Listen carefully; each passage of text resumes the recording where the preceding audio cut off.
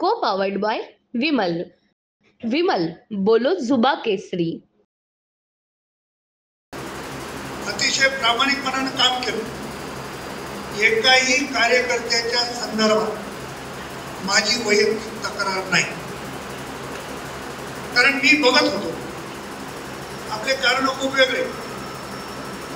अशोकरावजी चव्हाणांचा प्रवेश झाला.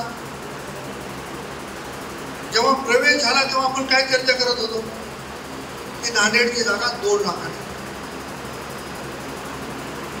लगेच दुसऱ्या दिवशी अशोकरावजी चव्हाण आणि डॉक्टर अजितजी गोपछडे यांना राज्यसभेवर घेतलं. प्रत्येकानं वाटलं की आता ही लीड याच्यात आणखी वाढणार आहे.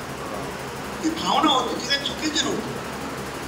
पण त्याच्यामुळे गंमत अशी झाली की नगरपालिकामध्ये महानगरपालिकेमध्ये विषय झाला.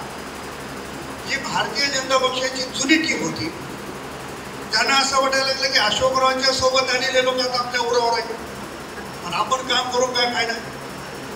कदाचित त्यांनी केलं नसावं आणि त्यांना वाटलं असेल आपलं काहीच नाही आणखी आपण तर आताच आलो. म्हणजे या हायगाईमध्ये नांदेडमध्ये मतदान कमी झालं असं माझं मत आहे. माझा त्यांच्यावर राग नाही. मी राग व्यक्त करणार कोणावरही नाही. तुम्हाला प्रामाणिकपणा 1-2 लोक आहेत की त्याला शेवटपर्यंत सोडणार नाही ही तुम्हाला. त्यांची अवकाश पक्षानं ज्यांना ते मोठं करण्याचं काम केलं अशा लोकांनी पक्षाशी गद्दारी करावं हे या निवडणुकीत अतिशय चुकीची गोष्ट आहे. ते सोडून परंतु आपण सर्वांनी अतिशय प्रामाणिकपणाने मी आज काल परवा माझा कार्यक्रम ठरला. को पावर्ड बाय विमल. विमल बोलो जुबा केसरी.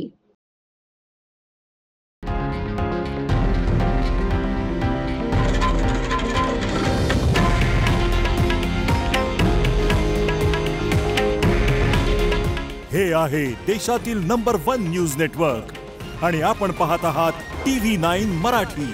काळजी तुमची, हित महाराष्ट्राचं.